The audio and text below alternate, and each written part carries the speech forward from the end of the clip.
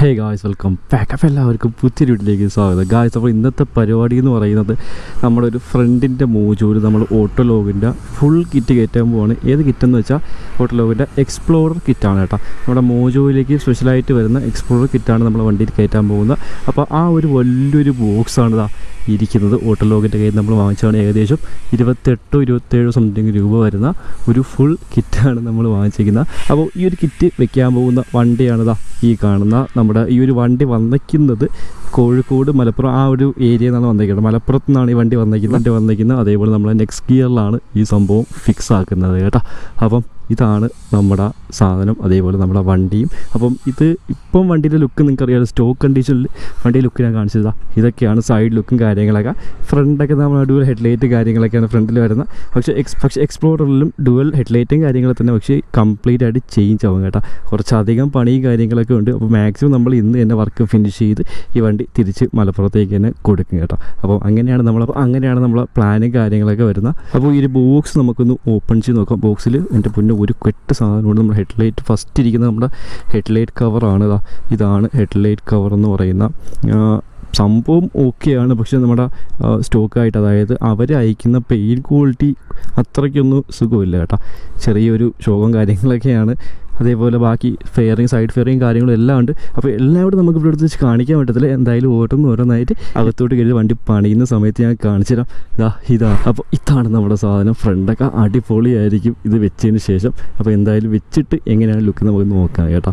Guys, അപ്പം ഇതാണ് നമ്മൾ ഓണർ കേട്ടോ. വാവന് ക്യാമറ മുമ്പ് വരാൻ ചെറിയൊരു ഷൈനസ് കാര്യങ്ങളൊക്കെ. അപ്പോൾ അതുകൊണ്ട് നമ്മൾ എന്താ പറയുക, ഈ ഒരു വണ്ടി പണിയുന്നതായിട്ടാണ് നമ്മൾ സെറ്റായിട്ട് കാണിക്കാൻ പോകുന്നത്. അപ്പോൾ എന്തായാലും ഈ വണ്ടി നമ്മൾ വർക്ക്ഷോപ്പിലോട്ട് കയറ്റാം. അപ്പം ഇതിൻ്റെ ഒരു കിടിലൻ ഡീറ്റെയിൽഡ് വീഡിയോ നമ്മുടെ ഡ്യൂക്ക് ചാനൽ, അതായത് നമ്മുടെ സനലിൻ്റെ ചാനലിലും കാണുന്നതായിരിക്കും. ജസ്റ്റ് ഒന്ന് ചെക്കൗട്ട് ചെയ്ത് നോക്കട്ടെ എല്ലാവരും. അപ്പോൾ എന്തായാലും ഇത്രയേ തന്നെ ഉള്ളൂ. നമുക്ക് എന്തായാലും ഈ സംഭവം എല്ലാം അകത്തോട്ട് കയറ്റിയിട്ട് വണ്ടിയിൽ ഫിക്സ് ചെയ്യുന്ന പരിപാടി നോക്കാം. ഓക്കെ ഗൈസ്, ഇപ്പോൾ നമ്മുടെ വണ്ടി ഹെഡ്ലൈറ്റാണ് ഫസ്റ്റ് ഇളക്കുന്നത്.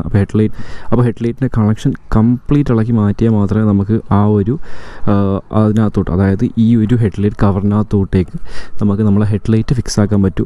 ഇനിയിപ്പം ഈ ഒരു സംഭവം ഒന്നുമില്ല. ഹെഡ്ലൈറ്റിൻ്റെ ആ ഒരു എന്താ പറയുക സ്റ്റേയും കാര്യങ്ങളൊക്കെ ഇതിനകത്ത് ഫിക്സ് ആക്കണം. എന്നിട്ട് ഇതാണ് എടുത്ത് നമ്മൾ ഇങ്ങോട്ട് വയ്ക്കുന്നത് കേട്ടോ. അപ്പോൾ അങ്ങനെയാണ് അതിൻ്റെ പരിപാടിയും കാര്യങ്ങളൊക്കെ വരുന്നത്. അപ്പോൾ ഹെഡ്ലൈറ്റ് ഇത് മാത്രം പോരാ, കംപ്ലീറ്റ് കണക്ഷൻ കൂടണം. എല്ലാ സ്റ്റേയും ഊരി എടുത്തതിന് ശേഷം മാത്രമേ നമുക്ക് ഇതിനകത്തോട്ട് ഫിക്സ് ചെയ്യാൻ പറ്റത്തുള്ളൂ കേട്ടോ. അപ്പം ഈ സൈഡും കാര്യങ്ങളൊക്കെ കുറേ കാര്യങ്ങൾ ഊരാണ്ട്. എന്തായാലും നമുക്ക് നോക്കാം. ഇപ്പോൾ നമ്മുടെ ഈ ഒരു ഹെഡ് കംപ്ലീറ്റ് ഇവിടുന്ന് ഇളക്കി മാറ്റിയിട്ടുണ്ട്. അതേപോലെ നമ്മുടെ ഓരോ പാർട്സും നമ്മൾ ഇവിടെ ഇളക്കി വെച്ചിട്ടുണ്ടായിരുന്നു. നമ്മുടെ മോജോയുടെ ഓട്ടോ കിറ്റ് കംപ്ലീറ്റ് ഇവിടെ വെച്ചിട്ടുണ്ട്. ഇനി 2-3 പാർട്സും കൂടെ നമ്മൾ ബോക്സിനകത്ത് ഇളക്കുന്നുണ്ട്. അതെല്ലാം ഒന്ന് ഇളക്കി എടുക്കണം. പിന്നെ നമ്മുടെ ഹെഡ്ലൈറ്റ് കംപ്ലീറ്റ് ആയിട്ട് നമ്മുടെ ആ ഒരു സ്റ്റോക്ക് ഹെഡ്ലൈറ്റ് ലുക്ക് ചെയ്യുന്നത് നമ്മൾ കംപ്ലീറ്റ് ആയിട്ട് ഊരി എടുത്തിട്ടുണ്ട്. ഈ ഒരു ഗ്ലാസ് മാത്രമാക്കി ഇളകിയിട്ടുണ്ട്. അപ്പോൾ ഈ ഒരു സംഭവമാണ് നമ്മുടെ ആ ഒരു ഹെഡ്ലൈറ്റ് കവറിനകത്ത് നമുക്കിനി ഫിക്സ് ചെയ്യാനുള്ള ഈ ഒരു സ്റ്റേയും ഹെഡ്ലൈറ്റും. അപ്പോൾ ഇത് വെക്കുമ്പോൾ അത് കംപ്ലീറ്റ് ആയിട്ട് ലുക്ക് മാറും. അതേപോലെ ഈ ഒരു ഭാഗത്ത് തന്നെയാണ് ഈ ഒരു സ്റ്റേ എന്തിനാണെന്ന് വെച്ചാൽ നമ്മുടെ ഈ ഒരു ഹോളിനകത്തൊക്കെ ഇറക്കി വെക്കാനാണ് ആ ഒരു സ്റ്റേയും കാര്യങ്ങളൊക്കെ വരുന്നത്. എന്നാലും നല്ല ബലത്തിൽ ഇരിക്കത്തുള്ളൂ കേട്ടോ. അപ്പം ആ സംഭവം. അപ്പോൾ നമ്മുടെ ബാക്കി കാര്യങ്ങളൊക്കെ ഇതിനകത്തുനിന്ന് ഊരിക്കൊണ്ടിരിക്കുക. ഇൻഡിക്കേറ്ററും എല്ലാം ഊരിയെടുക്കണം. ഇതിനകത്തുനിന്ന് ഒരു സാധനവും കാണത്തില്ല കേട്ടോ.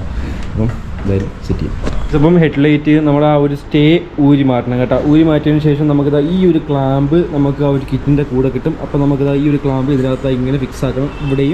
ഇവിടെയും അതിൻ്റെ പിടുത്തം വരും. അപ്പോൾ ഇനി ഇതിൻ്റെ കുറച്ച് എക്സ്റ്റൻഷൻ കാര്യങ്ങളൊക്കെ ഉണ്ട്.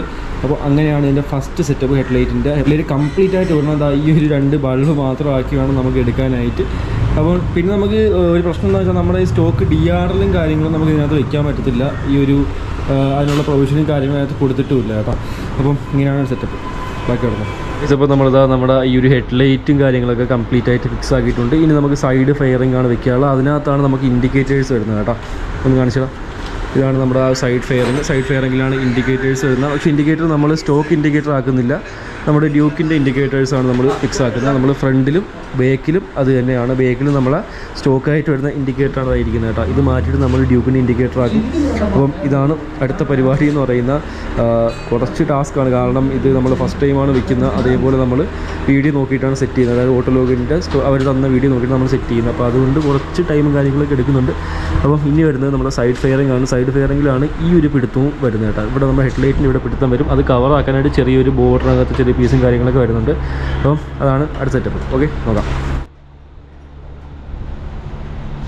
ഇനിയിപ്പോൾ നമ്മൾ അടുത്തായിട്ട് നമ്മൾ ടാങ്കാണ് സെറ്റ് ചെയ്യാൻ പോകുന്നത് കേട്ടോ. ടാങ്ക് ഇതാ സ്ലൈഡ് ചെയ്ത് ഇറക്കിക്കൊണ്ടിരിക്കുകയാണ്. ഇപ്പോൾ നമ്മൾ ടാങ്ക് ഫിക്സ് ആയി കഴിഞ്ഞ് നമുക്ക് ഇവിടെ ഒരു ക്ലാമ്പ് കൂടി സെറ്റ് ചെയ്യാറുണ്ട്. അതേപോലെ നമ്മൾ ഈ ഒരു പീസിനകത്ത് നമ്മൾ ഇൻഡിക്കേറ്റർ ഫിക്സ് ആക്കിയിട്ടുണ്ട്. അതേപോലെ ഈ ഒരു പീസ് നമ്മൾ ഫിക്സ് ആക്കി എടുത്തിട്ടുണ്ട്. ബാക്കിൽ ഇങ്ങനെയാണ് അതിൻ്റെ പിടുത്തം കാര്യങ്ങളൊക്കെ വരുന്നത്. പിന്നെ ഈ ഒരു ഭാഗം എന്ന് പറയുന്നത് എനിക്ക് തോന്നുക ഇവിടെ ആയിട്ട് കയറി പോകുന്നതാണ് നമ്മൾ റേഡിയേറ്ററിൻ്റെ ഈ ഒരു ഭാഗത്തായിട്ട് ക്ലിപ്പ് ചെയ്യാൻ വേണ്ടിയാണ് ആ ഒരു ലോക്ക് മെക്കാനിസം കണക്ക് കൊടുത്തിരിക്കുന്നത്. അപ്പം ഇനി അതാണ് നമ്മൾ അടുത്ത പരിപാടി കേട്ടോ. നമ്മൾ രണ്ട് സൈഡിൽ ഈ ഒരു ഫെയറിംഗ് വെച്ചിട്ട് മോജൊന്ന് കഴിയാൻ നൈസ് ഫെയറിംഗ് ആണ്. അപ്പോൾ ഈ ഫെയറിംഗ് വെച്ചതിന് ശേഷം നമ്മൾ സെറ്റിംഗ് വെച്ചതിന് ശേഷം നമുക്കിനി ഇവിടെയൊക്കെ കുറച്ച് പരിപാടികളുണ്ട്. ഇവിടെ കുറച്ച് സ്റ്റേയും കാര്യങ്ങളും അതേപോലെ ഇവിടെ കവറാവുന്ന കുറച്ച് പരിപാടികളുണ്ട്. അപ്പം അതൊക്കെയാണ് ഇനി അടുത്തായിട്ട് ചെയ്യാറുള്ളത്. അതേപോലെ നമ്മുടെ ഹെഡ് ലൈറ്റ് നമ്മുടെ ഹാൻഡിൽ നിന്ന് കംപ്ലീറ്റ് ആയിട്ട് മാറിയിട്ടുണ്ട്. അപ്പം വെയിറ്റ് നമ്മൾ വലുതായിട്ട് ഹാൻഡിൽ കിട്ടത്തില്ല കേട്ടോ.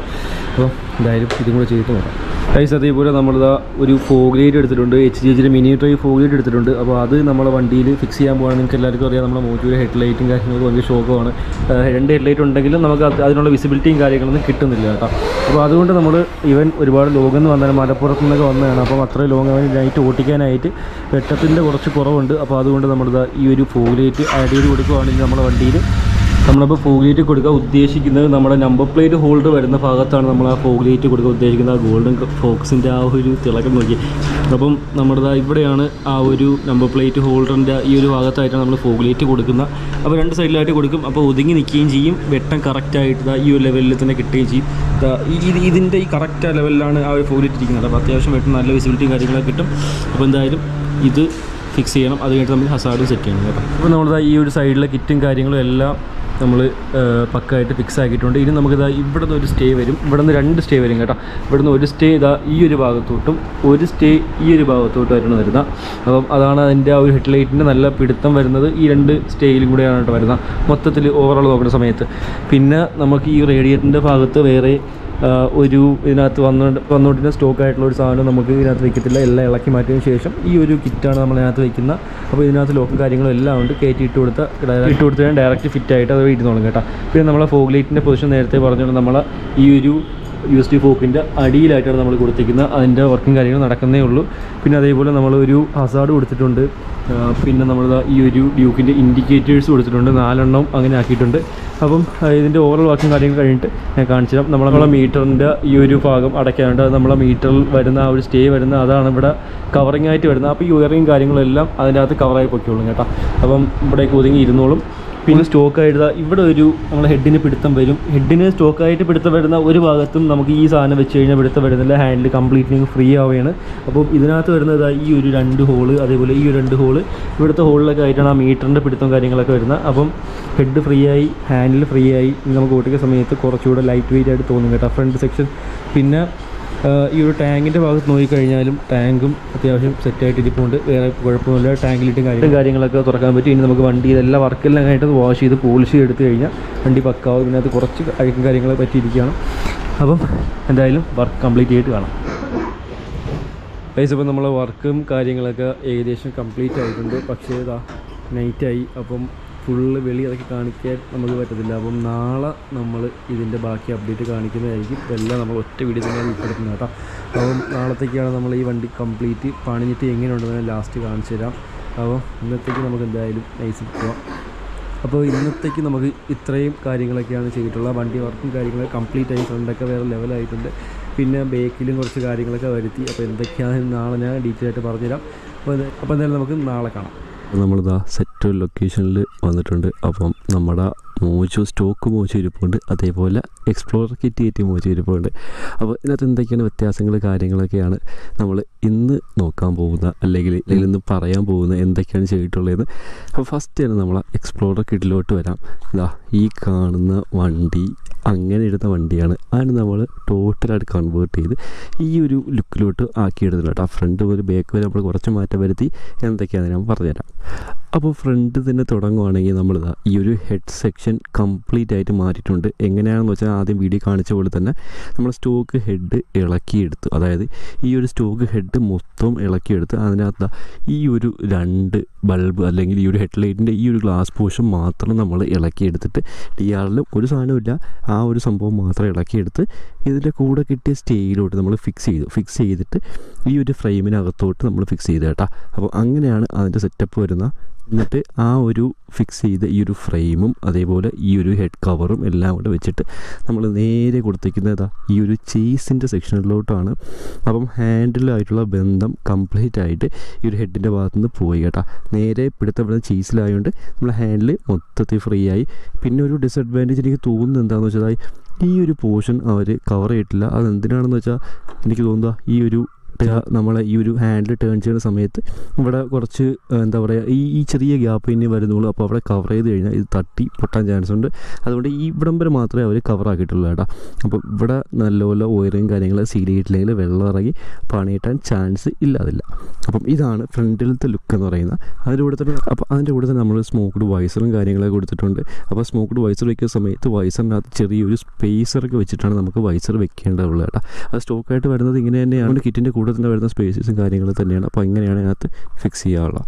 പിന്നെ അവിടെ നിന്ന് പിന്നെ സൈഡിലോട്ട് വരുന്ന സമയത്ത് നമ്മുടെ സൈഡിൽ റേഡിയേറ്റ്, അതായത് ഈ ഒരു പീസും അതേപോലെ ഈ ഒരു പീസും ഈ സൈഡിലത്തെ കംപ്ലീറ്റ് പീസ്, ഇതിൻ്റെ അകത്തും വേറെ പീസും കാര്യങ്ങളൊക്കെ വരും, ചെറിയൊരു ഗാർഡും കാര്യങ്ങളൊക്കെ വരും. അതെല്ലാം റിമൂവ് ആക്കിയിട്ട് മാത്രമേ നമുക്കിതാ ഈ ഒരു സെക്ഷൻ ഈ ഒരു പീസ് വെക്കാൻ പറ്റത്തുള്ളൂ. അതേപോലെ അതിനകത്ത് വരുന്നതാണ് ഈ ഒരു ഇൻഡിക്കേറ്റർ നമ്മൾ ഹെഡിലല്ല വരുന്ന ഈ ഒരു സൈഡ് പീസിൽ വരുന്ന ഹോളിലാണ് ഇൻഡിക്കേറ്റർ ഫിക്സ് ചെയ്യാനുള്ള. അത് നമ്മൾ സ്റ്റോക്ക് ഇൻഡിക്കേറ്റർ മാറ്റിയിട്ട് നമ്മൾ ഈ ഒരു ഡ്യൂക്കിൻ്റെ കോപ്പി ഇൻഡിക്കേറ്റേഴ്സാണ് ഫിക്സ് ചെയ്തിരിക്കുന്നത്. അതേപോലെ ഈ ഒരു പീസ് എന്ന് പറയുന്നത് ഈ ചെറിയ പീസ് നമുക്ക് ഇതിൻ്റെ കൂടെ വരുന്നതല്ല, രണ്ടാമത് നമുക്ക് സ്ക്രൂ ചെയ്ത് വെക്കാൻ വേണ്ടിയാണ് കേട്ടോ. പക്ഷേ ഇത് ഒറ്റ പീസായിട്ടാണ് നമ്മൾ വണ്ടിയിൽ ഫിക്സ് ചെയ്യുന്നത്. അപ്പം ഇതാണ് സൈഡിലത്തെ ഒരു പ്രൊഫൈൽ ലുക്ക് എന്നൊക്കെ പറയുന്നത്. അണ്ടർവെല്ലിങ് കാര്യങ്ങളൊന്നും നമുക്ക് ഈ ഒരു കിറ്റിൻ്റെ കൂടെ കിട്ടുന്നത്. പിന്നെ അതേപോലെ നമ്മൾ വരുത്തിയ വേറൊരു മാറ്റമാണ് നമ്മളിതാ ഈ ഒരു 2 മിനി ഡ്രൈവ് ഫോഗ് ലൈറ്റ്സ് നമ്മുടെ സ്റ്റോക്കായിട്ട് നമ്പർ പ്ലേറ്റ് ഹോൾഡർ വരത്തില്ലേ ഇതിൻ്റെ അടിയിൽ. അപ്പം അവിടെ നമ്മൾ 2 മിനി ഡ്രൈവിൻ്റെ എന്താ പറയുക ഫോഗ് ലൈറ്റ്സും കാര്യങ്ങളും കൊടുത്തിട്ടുണ്ട്. അത് നൈസായിട്ട് ഫ്രണ്ട് നോക്കുന്ന സമയത്ത് നമ്മൾ കാണത്തില്ല, പക്ഷേ വെട്ടം കറക്റ്റ് കിട്ടും. സമയത്ത് കാണാൻ പറ്റാത്തത് എന്താണെന്ന് വെച്ചാൽ ഈ ഒരു ബീക്ക് ഇങ്ങനെ നിൽക്കുന്നതുകൊണ്ടാണ് ഫ്രണ്ട് നോക്കുന്ന സമയത്ത് നമുക്കിത് കാണാത്ത കേട്ടോ. അപ്പം ഈ ഒരു ഫോഗ് ലൈറ്റും കാര്യങ്ങളൊക്കെ നമ്മൾ ആഡ് ആക്കിയിട്ടുണ്ട്. അവിടെ നിന്ന് പിന്നെ പുറകിലോട്ട് വരുമ്പോൾ അല്ലെങ്കിൽ സൈഡിലോട്ട് വരുന്ന സമയത്ത് ഹാൻഡിലാണ് വ്യത്യാസം വരുന്നത്. ഹാൻഡിലൊരു ഹാൻഡ് ഗാർഡ് കൊടുത്തിട്ടുണ്ട്, ഒരു വൈറ്റ് ഹാൻഡ് ഗാർഡ്, വണ്ടിക്ക് മാച്ച് ആവുന്ന തരത്തിലുള്ള വൈറ്റ് ഹാൻഡ് ഗാർഡ് നമ്മളെ വണ്ടിയിൽ ഫിക്സ് ആക്കിയിട്ട് കേട്ടോ. പിന്നെ ഈ ഒരു നമ്പർ പ്ലേറ്റ് ഹോൾഡറും നമ്മളെ വണ്ടിയിലെ ഈ ഒരു കിറ്റിൻ്റെ കൂടെ തന്നെ വരുന്നതാണ്. അപ്പം അതും ഇതിനകത്ത് ഫിക്സ് ആക്കിയിട്ടുണ്ട്. അതും ഓക്കെയാണ്, കർണാടക രജിസ്ട്രേഷൻ വണ്ടിയാണ്, സെക്കൻഡ്സ് എടുത്താണ് കേട്ടോ.